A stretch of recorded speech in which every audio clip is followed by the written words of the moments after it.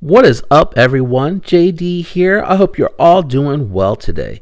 Today, I'm very excited to bring you my full review of my Vero Engineering Axon. The Vero Engineering Axon has a 3.4 inch M390 blade steel, 4.6 inch carbon fiber handles.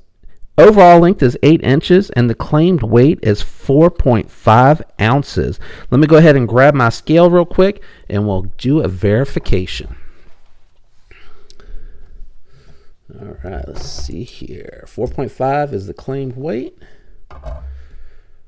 Coming in at 3.8 inches. Could be that weight that I looked up could have been a different handle material, maybe some titanium or something to that nature. Let me go ahead and get some comparison. Let me go ahead and clean my fingerprints off of this for the review so it looks good, nice and presentable, not like it's greasy or my greasy hands have been all over it all this time. Oh, shoot. There we go. All right, first up, we're going to bring out my first Spyderco knife, and that's going to be the Yojimbo 2. This one here is a DLT trading exclusive, and it is done in 20 CV. It's also very comparable in size to the Para 3. Next up, I'm going to bring out my Spyderco Shaman. The Shaman is a S30V variant with the dark matter scales made by Carbodize on Instagram for me on this knife. You can check them out on Instagram if you're interested in those scales. As you can see here, it is a little bit more in between, really close to the Yojimbo 2 when you look at the preference. I mean the presence, not the preference, the presence. Just a little bit shorter in blade length and really close in handle length. Let me go ahead and get these two out of here and we'll bring out the next two comparison knives. First up is going to be the ever popular Benchmade Bugout. This one here is going to be a little bit smaller overall than the Axon. And the next knife that I'll bring out here is going to be a little bit more closer in size, and that's going to be the SIG K320 made by Hogue. Still very much closer in size to the SIG, but the overall length on the Axon appears to be just slightly longer due to the way that the tail kicks out there or the butt of the handle.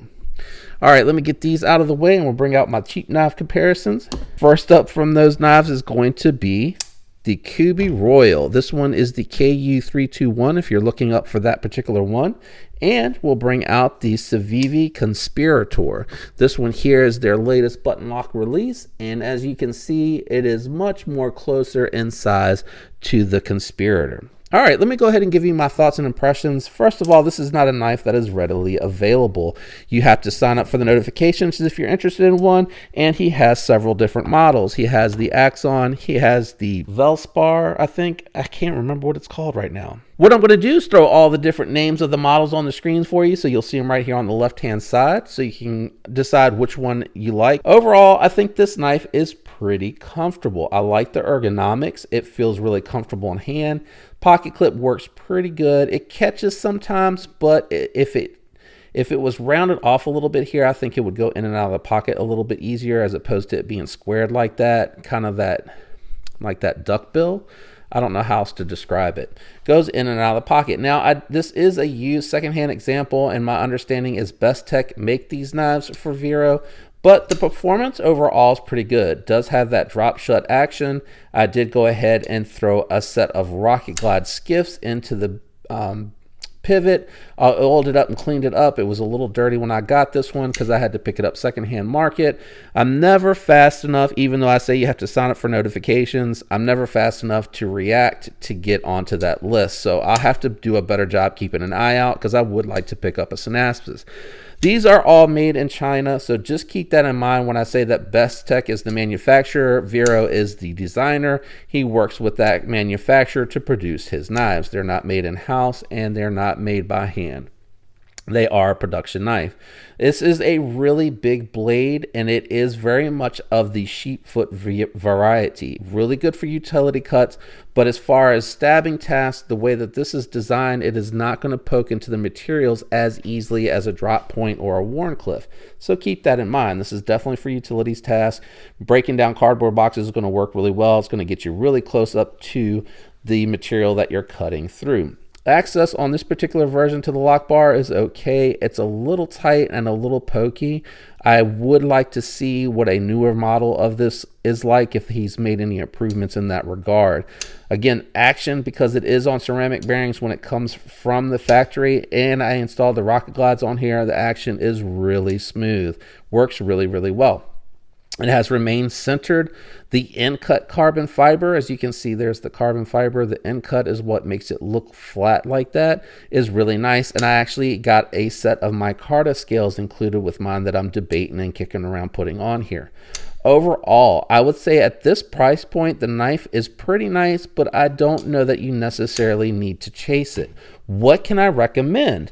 What I would recommend is that you go out there and get yourself a Shaman. I think this is a knife that is going to have drop shut action. It's going to have a lot of fidget factor, very similar to the Engineering.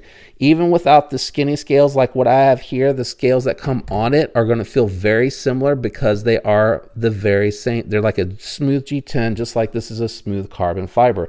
I think this is probably the knife that I have in my inventory that best match, and you're getting it for less money. You are getting S30V, which has really, really good edge retention, but the M390 is going to be tougher. S30V is going to be corrosive resistant though, so you have different traits that you're taking into consideration. Also, at the time of the making of this video, I have a feeling that Spyderco is going to be upgrading the steel on all their knives. We'll have to monitor and see if that really does happen, but I have a sneaky suspicion because they already did it on their paramilitary lineup. Another knife that I can recommend that you can get for a little bit less, and that is typically pretty available, is going to be Benchmade's Mini Adamas. This does feel more like a little bit of a pocket tank, and it does have some more aggressive lines, but it is a knife that I think compares really well, and it does come with the fantastic steel. It has crew wear. It also has a really thick geometry, but it's really toothy. If you take a look at the steel, if it'll focus, if you take a look at the steel's toothy characteristics, you can see all the little black dimples in there. Almost looks like how a diamond reflects differently depending on the lighting. That's really a characteristic of crew wear and how toothy it is. It just really wants to, and I don't have, hold on. So I brought a piece of cardboard over here. So I want you to watch something real quick. So this is a very quick and dirty comparison. So here's the M390 on the Vero, right? You see it has a little bit of resistance, and you see how it's kind of peeling up around the steel. Even though this looks like it's thinner, watch how the crew wear cuts through the same cardboard.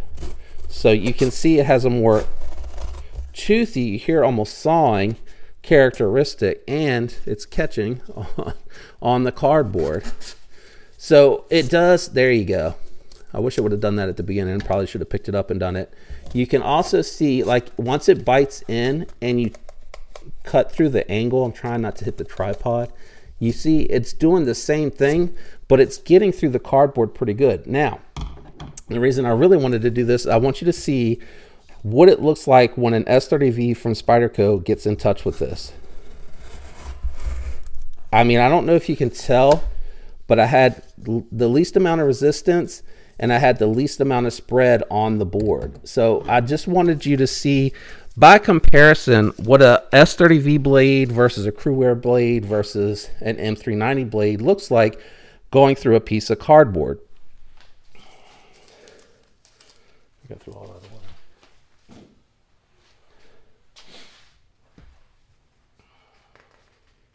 Oh, it's all dampy wet. Having done that, now that I don't have the blades clean, let's see what they look like going through like a receipt sheet of paper. So you can see, I probably need to strap this one. Again, keep in mind that is a used model. Now let's see what the Benchmade looks like now that it's cut a piece of cardboard. You hear it like tearing. And you can tell that it's tearing too because the paper is kind of fuzzy. So it has a more toothy trait to it. Now watch the S30V go through here.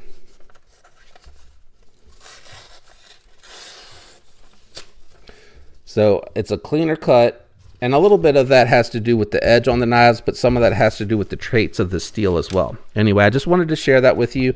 I think that The S30V from Spyderco is so well done. And again, awesome edge and really good performance. Let me go ahead and get these out of the way and I'll wrap up my final thoughts on this particular knife. All right, so my final thoughts on this particular knife is it's pretty cool. I like the styling of it more than I do the functionality of it. From a functionality standpoint, I think it's pretty decent, but it's nothing that really jumps out at me for the price. Now, again, you are getting premium steels, and mine is a second-hand model, so it has seen some use. I probably need to go inside and strop it up a little bit more and get it back into shape. I've only had it for a little bit of time, and you know, from a deployment perspective, I really like these oversized fullers. They operate really nicely, and again, the action was really good on the stock bearings, but I did have a set of Rocket Glides that fit and were a little bit newer, so I think cleaning it up and oiling it up and putting those on there really put this back into shape. This is one of those knives that I'm kind of glad that I picked up and that I owned. I mean, if you bought one, I would say you probably will be happy with your purchase, but I don't think that it's necessary to go out there and chase this one. I think the Synapsis is a little bit more of a draw, but again, that is a bigger knife. This one is kind of more of their in-between knife, which I like those EDC size, but the blade shape on it is only okay. That's where I think something like the Ojimbo 2 comes in and has an advantage. It still has enough for the puncture task, and then the hollow grind is going to perform better anyway. That's my review of the Axon from Vero Engineering. Again, mine is a second-hand model, so keep all that in mind when you make your decisions. If you enjoyed the video, do me a favor, leave a like. And if you enjoy the content, consider subscribing and following along. I appreciate the support of everyone out there that has already subscribed and supporting the channel. I appreciate all of you very much. Thanks for tuning in with me today. Thank you for all your support. I hope all of you have a fantastic week. Until next time, peace.